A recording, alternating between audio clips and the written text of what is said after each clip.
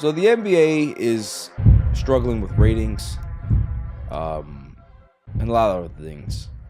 LeBron James actually had a pre-game, or was it a post-game in Sacramento before they played their game, and said that the NBA has a effing three-point shooting problem. Like, teams are shooting way too many three-pointers. And he's not going to really talk about it right now in Sacramento because not really the place to do so. But there is a concern with players, with media personalities, fans. The NBA product right now is not good.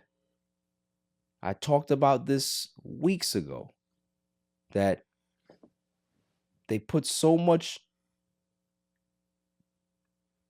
attention into, the NBA Cup, the in-season tournament, that nothing else matters. The All-Star game has been a disaster for like at least 10 years. But the last 3 years has been virtually unwatchable. All-Star weekend used to be an event. People used to go ahead and sit around the TV for All-Star Saturday night, dunk contest, three-point contest, skills challenge. You had the celebrity game at like on Friday night that people used to like to watch. None of this shit is entertaining anymore because the people that you got for celebrities, it's just not fun. Like, there's no pizzazz. Nobody's looking forward to anything because it's a dead event. And then you get to the Sunday game, the actual game in itself. No one wants to play defense. It's worse than an exhibition, because at least in an exhibition, guys actually play. They don't even play here. So why even have a game? Just have guys that are just shooting around and let the fans just sit there and watch people joke around for an hour or two. All you have to do is tell the players, just play fucking basketball. It's that simple. You don't need to have to put any money incentive into it. It's basketball. What's the difference? Like, why has it gotten to a point where guys are just not competing? Is it the money? Is it the fact that they're such high commodities now that they don't want to risk injury? If it's to the point where an all-star game, you're worried about injuring yourself, we have a bigger problem. Could you imagine if you're watching the home run derby for the baseball all-star weekend and guys are just taking half-ass hacks at the ball, not even getting any launch angles, they just barely swinging and making contact? It defeats the purpose of why they're even there. People are getting 4 home runs around. Like, what's the point of that? I've never heard anybody getting hurt swinging a baseball bat during a home run derby. Guys try, and even in the exhibition game, the All-Star game, it's a game that they play. But why does basketball have to have this entitled bullshit? Just play the game. It's not that hard. If you're a commissioner, you can't get your athletes to actually play in a game that they're selected by the fans to play in. This is the actual game for the fans. So you would think that as players, you would say, yo, the fans voted us in. This is the game that's actually predicated for them. That we would just play a regular fucking game that they come and take their children to and spend thousands of fucking dollars to watch you play a regular game. It's not hard. So this whole fucking new format that they have, it's all-star game format. I'm going to go ahead and pull it up because I am interested to go over this. So it's a tournament now? Yes. 4 teams and 3 games? That's the one. So read it off to me, please. So 2 teams will meet in one semifinal game. The remaining 2 teams will meet in the other semifinal game, and the winning team from both those games play each other in a championship. The winner, for each game, the winner will be the first team to reach or surpass 40 points. Each team will have 8 players and be named for a TNT NBA analyst. The 24 NBA All-Star selections will be divided evenly into 3 teams, with the rosters drafted by TNT's Inside the NBA commentators and general managers Charles Barkley, Shaq, Kenny Smith. So it's Team Charles, Team Shaq, and Team Kenny. Right. Which they draft February 6th. Right. Thank you so much, Jimmy, for that. That seems to be most of it. Oh, wait, the 4th team will be the winning team from the championship game of the Castrol Rising Stars. Oh, so one of them is top first and second year NBA players and NBA G League standouts. And it's very confusing, it seems. Extremely confusing and convoluted for no fucking reason. Yeah, that was a lot. Like, it's to the point where they have run out of real legit ideas. So instead of just telling your players, hey, you guys just need to play basketball.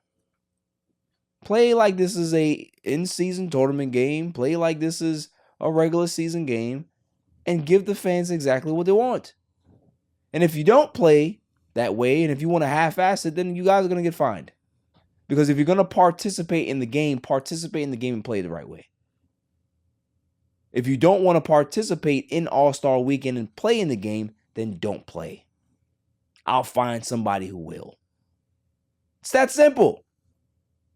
What are you creating? What are we doing?